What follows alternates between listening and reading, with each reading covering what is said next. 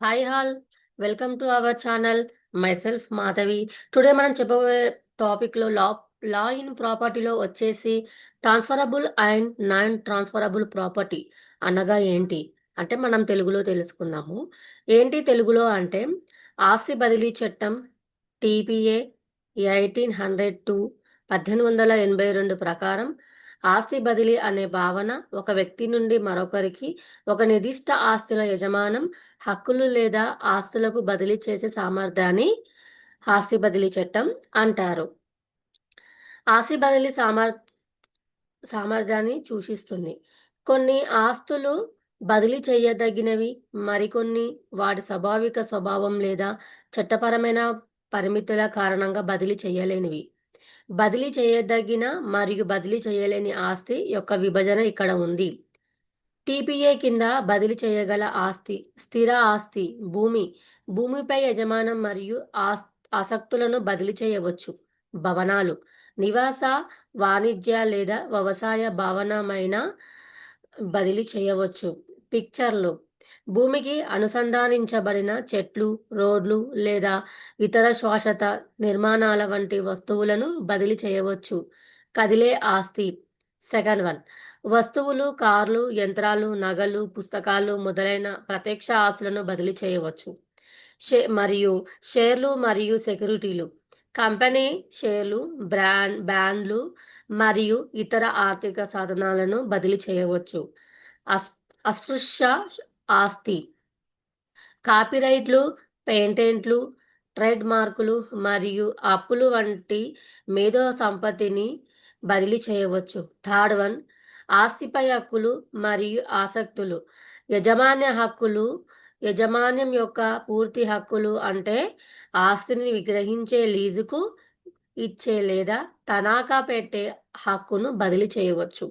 Lease ఊళ్ళు ఆసక్తులు అంటే లీజు నిబంధనలను బట్టి లీజుదారుడు తమ లీజు ఊళ్ళు వడ్డీని బదిలీ చేసే హక్కును కలిగి ఉంటాడు.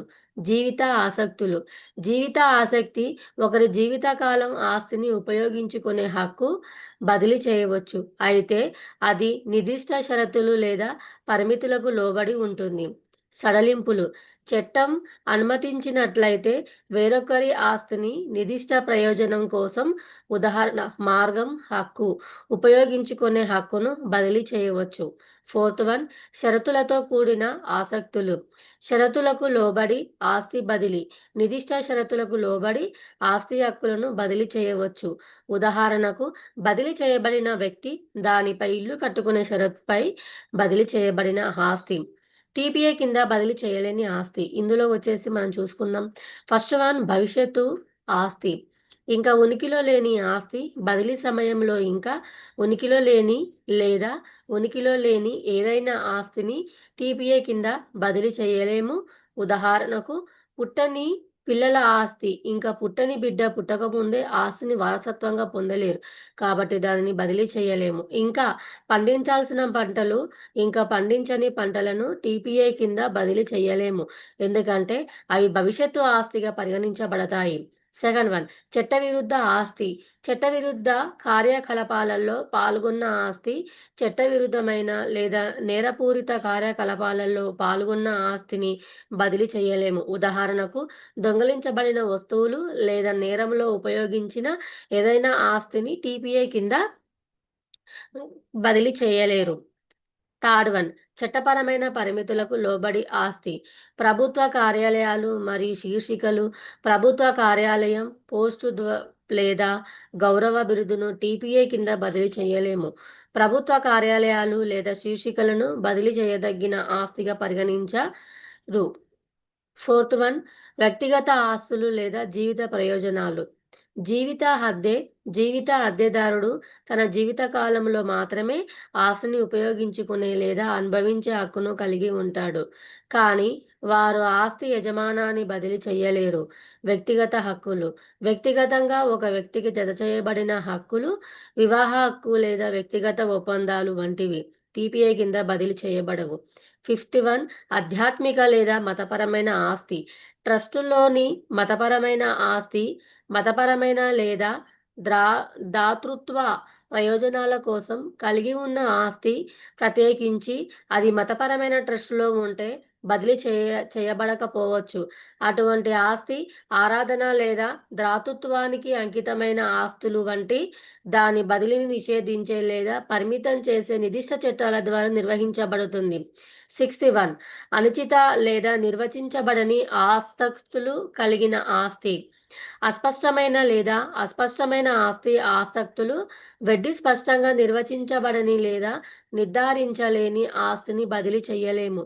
ఉదాహరణకు, చట్టం ప్రకారం స్పష్టంగా లెక్కించలేని లేదా నిర్వచించలేని అస్పష్టమైన హక్కు.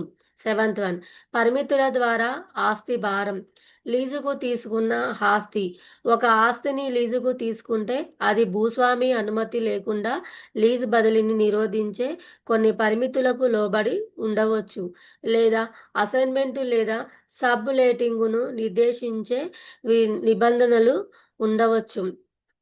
షరతుకు లోబడి ఆస్తి బదిలీ పూర్వం.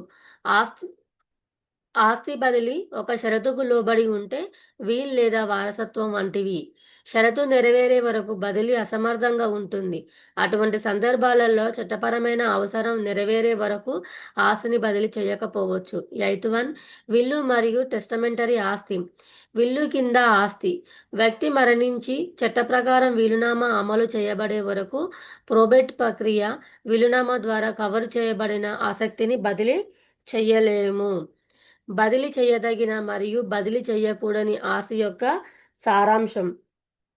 గుర్తుంచుకోవలసిన ముఖ్య అంశాలు: చెల్లించే లేదా స్థిరపడని మరియు చట్టబద్ధంగా ఒక వ్యక్తి యజమానములో ఉన్న లేదా కలిగి ఉన్న ఆస్తిని సాధారణంగా బదిలీ చేయవచ్చు. భవిష్యత్తు ఆస్తి మరియు భవిష్యత్తు ఆస్తి అనగా వ్యక్తిగత ఆస్తులు లేదా చట్టవిరుద్ధ కార్యకలాపాలకు ముడిపడి ఉన్న ఆస్తి సాధారణంగా బదిలీ చేయబడదు. మతపరమైన, ఆధ్యాత్మిక లేదా దాతృత్వ ప్రయోజనాల కోసం ట్రస్టులో ఉంచబడిన ఆస్తి దాని బదిలీని పరిమితం చేసే నిర్దిష్ట చట్టాలకు లోబడి ఉండవచ్చు. జీవిత ప్రయోజనాలు అనగా జీవిత ప్రయోజనాలు లేదా నిర్దిష్ట పరిస్థితులకు ముడిపడి ఉన్న హక్కులు బదిలీపై పరిమితులను కలిగి ఉండవచ్చు. ఆస్తి బదిలీ చట్టం ఆస్తిలో హక్కులు మరియు ఆసక్తుల బదిలీ సామర్థ్యంపై దృష్టి పెడుతుంది మరియు చట్టపరమైన, వ్యక్తిగత లేదా స్వాభావిక పరిమితుల కారణంగా బదిలీ చేయలేని ఆస్తి రకాలను స్పష్టంగా గుర్తిస్తుంది. హాయ్ యస్, మీకు ఈ వీడియో నచ్చినట్లయితే like and share and subscribe చేయండి.